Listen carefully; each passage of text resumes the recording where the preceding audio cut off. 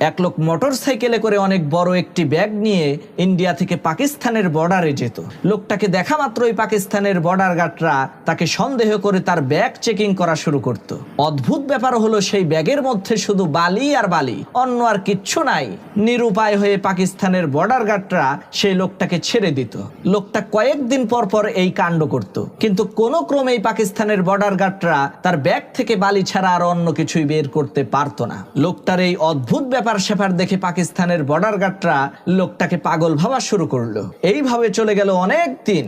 একদিন একজন border guard পাকিস্তানের মধ্যে ঘুরে বেড়াচ্ছে, এমন সময় ওই লোকটাকে অনেক দামি একটি গাড়ির মধ্যে বসে থাকতে দেখে জিজ্ঞেস করলো, ভাই আপনাকে তো দেখে আমরা পাগল ভেবেছিলাম, শুধু বালি নিয়ে ভারত থেকে পাকিস্তানে আসেন, কিন্তু আপনি এত ধনী হইলেন কেমনে, এত টাকা পয়সার মালিক হইলেন কিভাবে, সেটা তো বুঝতে পারলাম না। তখন সেই লোকটা ওই বর্ডার গার্ডকে বলল, স্যার